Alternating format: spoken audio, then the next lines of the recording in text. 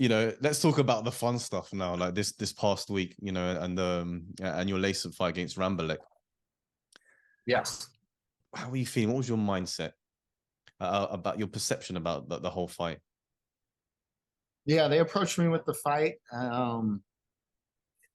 about 3 months prior, and I was happy. I was really much happy to get back in the ring. Like I needed to be consistent. So I actually I thought I might be fighting somebody else, but he ended up losing. I won't say his name, but Okay. he was coming up through one Lumpini, and he was doing really well. One of Medi's guys, and so I thought I was going to be fighting him, who's very much similar style to Rambo, like big puncher, heavy-handed. So when they gave me Rambolek, I was like, okay, this is fine. I'm studying with the Thais. I'm cultured into it. So fighting a Thai fighter, I kind of understand the philosophy behind how they fight, how they move. So, and I also have a pretty decent record against Thais. I'm now 4-0 against Thais. So I was like, okay, this is not, my Muay Thai is not going to be like his, but my hands will definitely be something he's never seen before. Yeah, and be able to compete with. And who was the underdog on the card? I was the underdog. Heavily? Because I know sometimes they're a bit weird in the way that they do the favorites, but was it? I know DraftKings had me underdog plus 195, and then the Thais had me an underdog at something else. Okay. Wasn't like too far off, but I was the underdog. So does that add more pressure or motivation in your eyes? A little bit of both, a little bit. Like I'm always going to be the underdog in coming over from the West to here. Like at this stage, there's not going to be really many guys who are going to fight with lesser record than me. Which is great for you, right? It gives you an opportunity to it's that step, it's that leap that you want, right?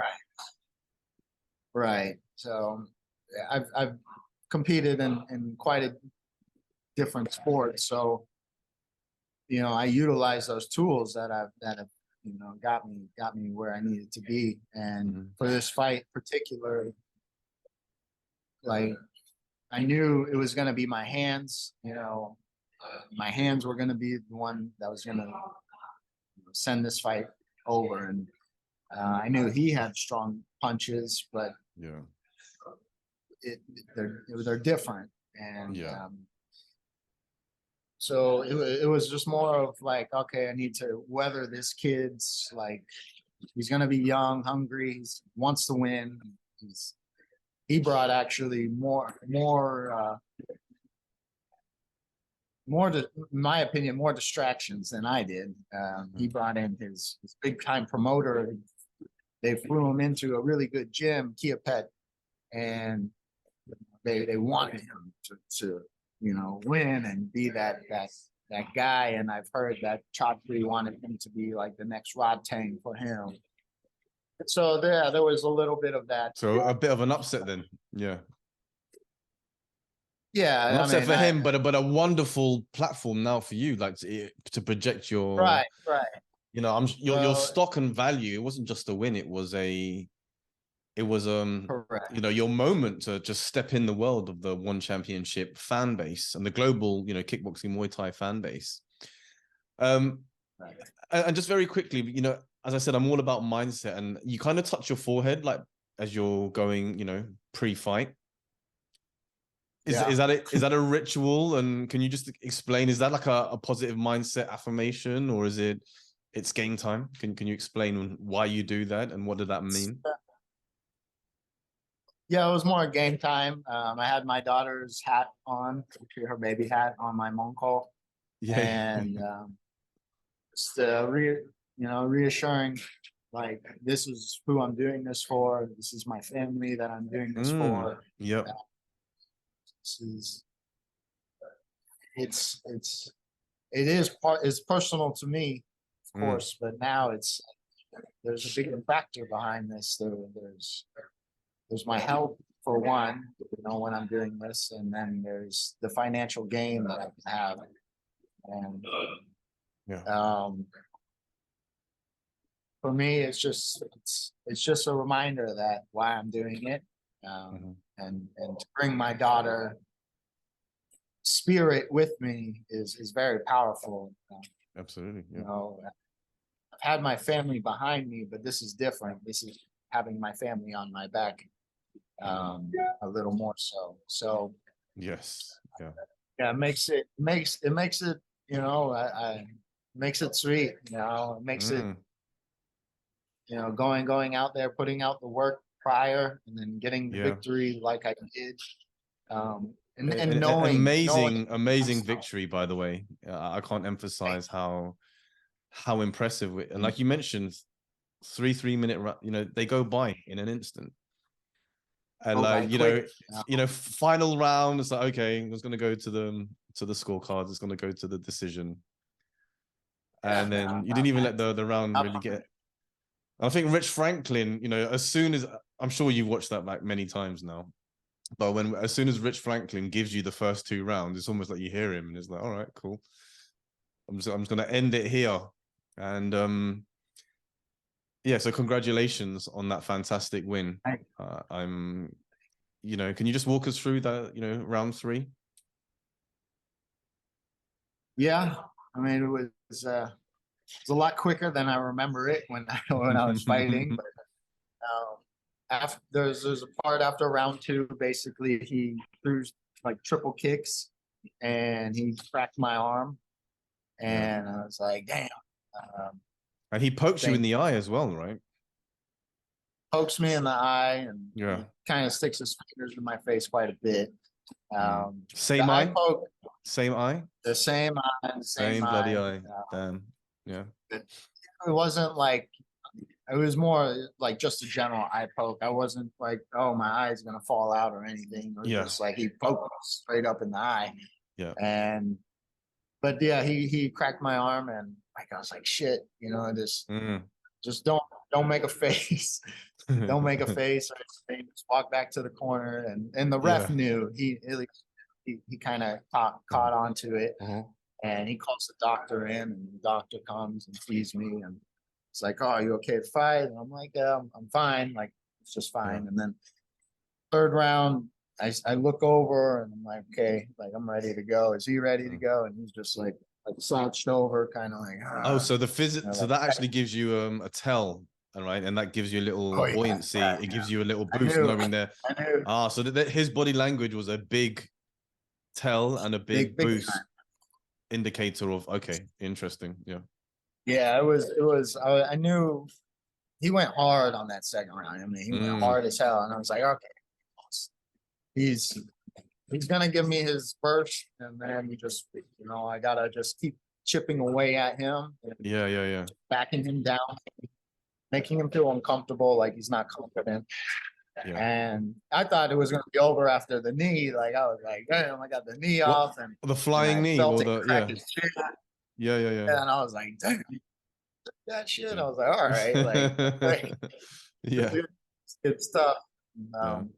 But as we're getting into the 3rd round, I'm like, all right, I got to hit him before he breaks my arm off and it's falling off. Throws one more kick and he hits it. It's like, all right, go. You gotta go. Like, he's gonna take my arm, and I just knew I had to get him. He wasn't used to the cage, and like, I've been in the cage before. I backed up into the cage, and it posts you straight up as soon as you hit it. And I was like, all right, back this kid up, and I'm just gonna fire off. And instead of throwing the jab, it looks like a jab. I kind of throw a little bit of a hook to open up his guard, and I sending this. And as he's going down, I see him still kind of stumbling, and I kick him in the head at the same time. And I mean, that was beautiful, just like to connect like that, and then to like when we used to play Street Fighter and you make combos, it's like to hit, and then before they touch the ground, you catch the combo. And what a wonderful, like, magical Kodak moment, you know, just to keep watching back, you know, just to have it, you know, in all your future fights, when they refer to you and they look for, like, you know, what footage can we use, you know, that will forever now be one of your legacy moments where, you know, the underdog comes and finishes with a beautiful, beautiful, you know, KO finish like that. Yeah, it's a special one for sure. So, you know, you mentioned you got hit on the arm. You didn't want to show any emotion on your face. You were also presented with, you know, Chatri's special, you know, bonus, his 50K bonus, and you're trying not to show it on your face, but then, you know, the bottom lip starts to, what, you know, and then the emotion comes. What's going on through your mind? You know, why were you so emotional at that point? It's been a long journey, you know. It's been a long journey to not only get to the platform, but to make some financial gain from it. You know, Oh, of course. Yeah. This is not, you know, a sport that pays out very well. It's just, quite frankly, it's not what we do. So to be rewarded with that, you know, it's, you know, it's nice. It's one of those things that worked. It's not just a belt, but you've worked hard for a payday like this. You know? So yeah, it was like, you know, wish I was maybe pre-pandemic when I got it. I could buy a lot more with it, but it still goes a long way, and it's my biggest payday ever, and it's well, one I of think those that things one is like that doesn't. It's just yeah. It's a nice cherry on top, big fat cherry, but it's really rewarding when you get to finally get some fruit from your labor. Yeah. It's a long haul on this game, and most guys, specifically from the West, you know, it's hard to gain a name, to gain exposure, and you have to take a lot of underpaying jobs, and so to get to one and have that opportunity, that incentive to, okay, if I do put out a good performance, it will be rewarded. And that does drive me. I'm a knockout artist, so if you're paying for knockouts, I'm gonna go for it. You're not gonna give me a knockout, then you're gonna just get me winning the fight. You know, not saying that I don't give it 100, but when you put that incentive out, hell yeah, I'm more inclined to go out there and really put it out there. But not only that, but it's like, you know, to have Chatri's seal of approval, you know, to get that to get that financial pat on the back from Chatri. It's like getting that gold buzzer on American, you know, America's Got Talent or something, you know. Yeah, it's the performance. One of those things. Yeah. Good and bad, you know. You don't want the whole world knowing that you got 50K. At the same time, I wanted to have my Ali moment, because I knew he had Rambolek picked. So I'm like, I know you had him picked, but it's okay. You know, it's the nature of the sport, right? Yeah, and then that's why I'm saying it makes that victory so much more sweeter and so much more impressive for everyone watching, and everyone's really keen now on your next step. So I can see you're at your gym now, you know, so just share a little bit about, you know, what you do, what's going on with the gym, you know, just so tell the people a little bit about that. And also